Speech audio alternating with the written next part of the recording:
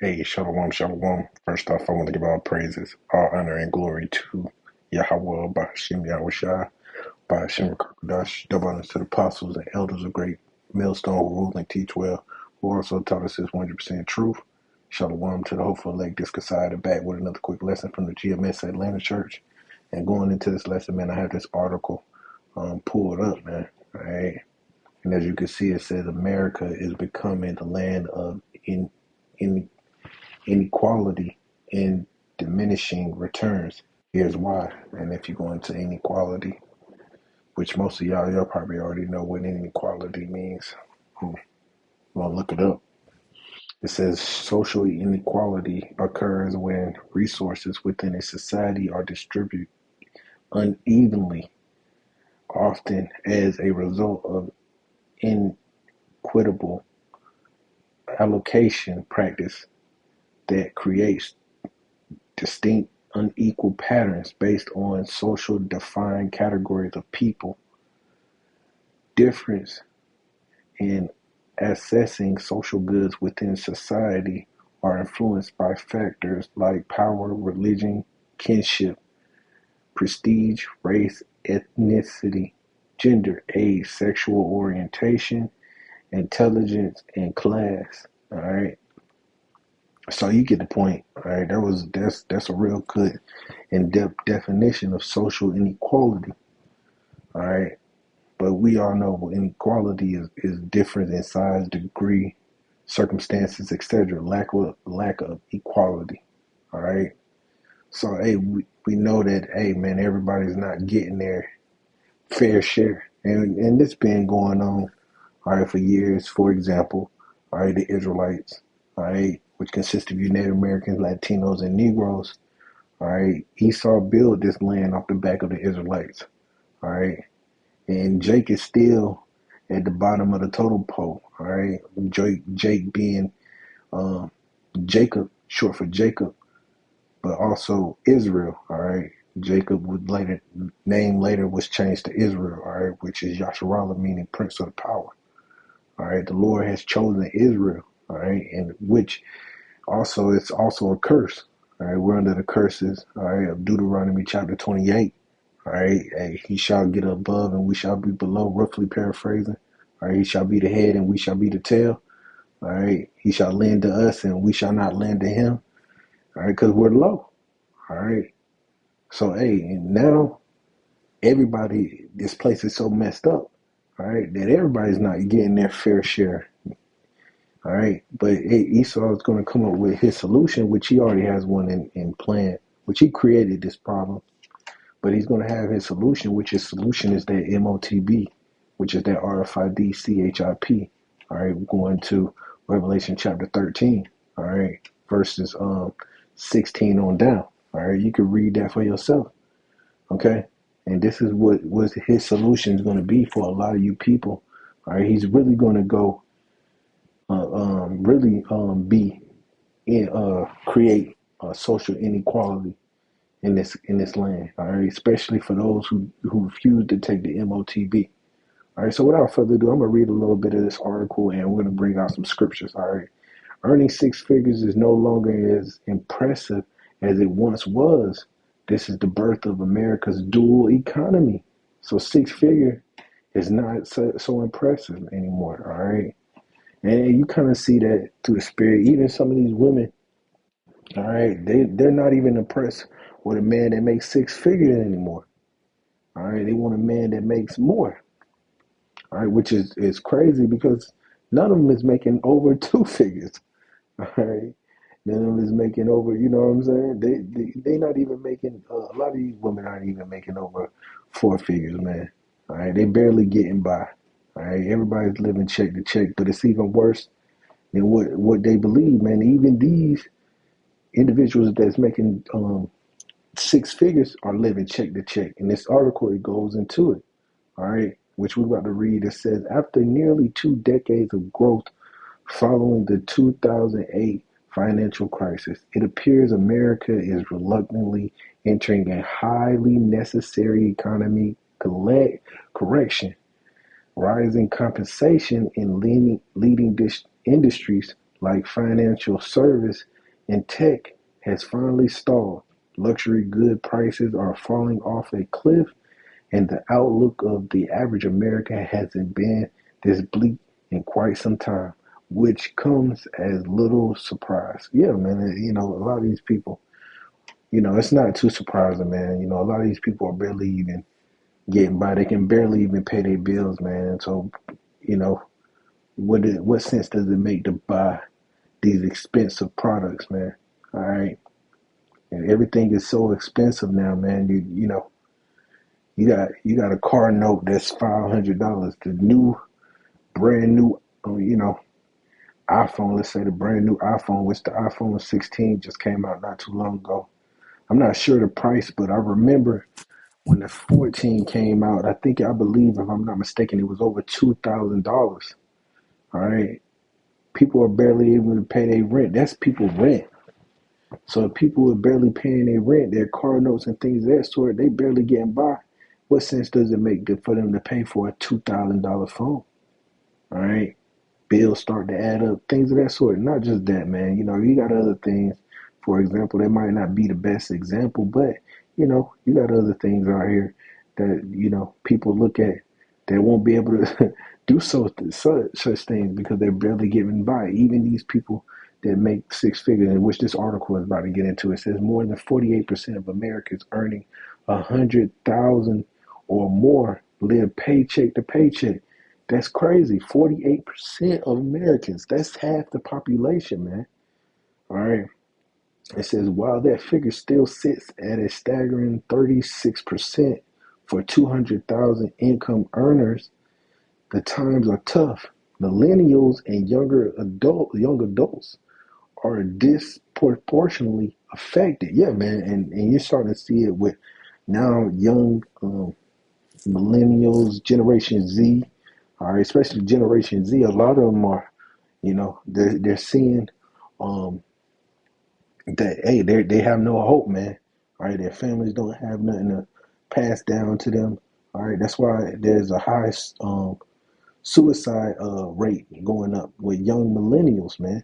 All right, all right, hey, it's getting harder. All right, even generation the baby boomers. All right, hey, they're spending all their money on their vacation and their retirement, man. All right, so they don't, they're not thinking about passing any money down to their kids, man, nor to their grandkids, man. All right, because they won't be able to take a vacation, they won't be able to retire. So it didn't make any sense for them. All right, but it also says millennial and young adults are disproportionately affected despite being more educated and skilled than previous generations. More than 75% of millennials live paycheck to paycheck. Younger generations are also less likely to own property or start a family due to raising interest rates and inflation. All right, so hey, having a family and things of that sort is out the window, man. All right, hey, these vacations that these you people take, you might as well throw that out the window too, man. All right, sure helps on the way. Giving Jerome Powell's recent remarks of Jackson Hole, however, it's unlikely that loosening monetary policies will stimulate the same opportunities for wealth creation that boomers experienced after their financial crisis. We are reaping the consequences of the short sighted desire to unsustainably inflate markets. This has created the mess we see today. All right, and hey, and long story short, man, just to sum it up, man. All right, this place was already going down, man. Esau already had it planned. All right, and a lot of times, man, when things like this happen, all right, you know that war is on the brink, man. All right, a lot of money is being invested to these foreign countries such as Israel and Ukraine. All right, and other countries that has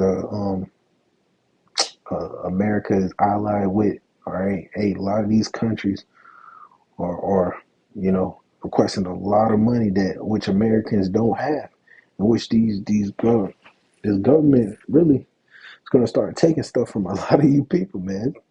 You know, hey, things are going to get even harder. The price of food is going to go up. They're already talking about in Canada how people are not going to work, man. They're protesting, man. All right, due to high prices and inflation, man.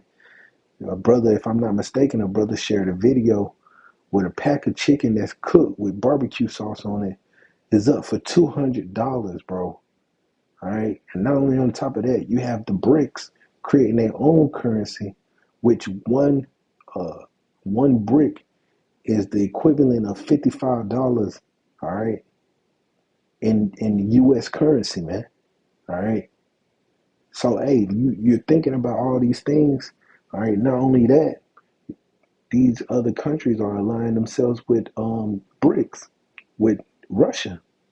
So, hey, all these, it's going to get even harder. It's going to get even worse for a lot of you people, you Americans, all right, and especially you Israelites, which consist of you Native Americans, Latinos, and Negroes.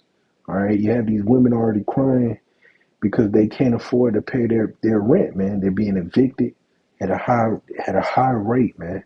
All right, a lot of these landlords, they can barely even pay their bills, so they're calculating people's income, in which they're pretty much taking it to the court, and now these people have to pay even more, even on top of what they have to owe. All right, such a lady, the landlord had calculated how much money she had made. Now she owes $8,000, and if she can't pay it, she has to be evicted, and that's not even included her rent. All right, so a lot of you people are going to see, all right, what the prophets and the men of the Lord have been saying for years, man. Starting with our head apostles and elders of Great Millstone, man. All right, and the men on down. Okay, so let's grab some scriptures. All right, this is Isaiah 14 and verse 4 through 6. It says, "Thou shalt take up this proverb against the king of Babylon, and say, How hath the oppressor ceased? The golden city ceased. Yahweh hath broken the staff of the wicked and the scepter of the rulers. He who smote the people with in the wrath with a continual stroke. He that ruled the nation in anger is persecuted and none hindered." Spiritually, we know this is referring to Esau, Edom, these Edomites, which can the Edomites being the so-called white man. All right, I want to read it in the New Century Version. It says, "On that day, Israel will sing this song about the king of Babylon." Hey, yeah, and that no doubt we want to talk about this, man. And such as we're doing it now. All right, the cruel king who ruled us and finished is finished. Yeah, he's finished. His angry rule is finished. Yahweh hath broken the scepter of evil rulers and taken away their power. Yeah, he's taking it away, man. All right. And Esau is losing power, man. All right. The king of Babylon struck people in anger again and again. He ruled the nation in anger and continued to hurt them. Right, man. Especially you Israelites, man. Israel is a nation within his own, man. All right. And he ruled us in anger, man. And he continued to hurt us, man. All right. By redlining. All right. Not only on that, calling us or making us 2/3 of a man or human, roughly, paraphrasing. Not only on top of that, man, Esau has done a lot of things to the Israelites, man. All right. But hey, the Lord is stopping that. He's putting an end to that, right? Which we're seeing in these times, and a lot of you may be in shock or fear because, hey, man, it's a hard pill to swallow, and you think that this may be a bad thing, but really, in all honesty, it's really a great thing for us, man. All right, because guess what? We get next to rule. All right, the Lord's gonna give us power. So I want to read Ecclesiastes 3 and 7. It says, in the day when the keepers of the house shall tremble, and which that's a lot of you Americans, and the strong men shall bow themselves, and the grinders cease because they are few, and those that look out of the windows be darkened. Yeah, it's going to be hard times, man. And the doors shall be shut in the streets, and when the sound of the grinding is low, yeah, work. All right, you people no longer be able to work, man. You won't be able to afford the gas to get to work because, hey, the high gas prices will spike, man, and shall rise up at the voice of the bird, and all the daughters of music shall be brought low. Yeah, you people are going to be brought very low, man. Also, when they shall be afraid of that which is high, and fear shall be in the way, and the almond trees shall flourish, and the grasshopper shall be a burden, and desire shall fail, because man go to his long home, and the mourners go about the streets. Yeah, you people are going to be oppressed. You people are going to be depressed, man. All right, if not already depressed. All right, but a lot of you going to be in fear. A lot of you going to be trying to figure out what to do. All right, and you're not going to be able to have a solution, man. All right, this is Jeremiah 51 and 55. And I want to read this in the New American Standard Bible. It says, "For Yahweh is going to destroy Babylon." See, the Lord is going to put an end to Babylon the Great. All right, and he will make her loud noise vanish from her, and their waves will roar like many waters. The clamor of their voice sound forth. Yeah, he's going to destroy this place, man. He's going to hit it with an ICBM missile, man. All right. He's going to hit it with an ICBM missile, man. 200 million, man. All right. The Lord is really going to put an end to this place, man. These other nations going to really uh, turn against Babylon the Great, okay? And things are going to be shut down, but see what the Lord is doing. He's not only going to do that, but he's taking this place down financially and spiritually, okay? So I just wanted to go on that, Lord willing. Hope this is truly edifying. Shalom.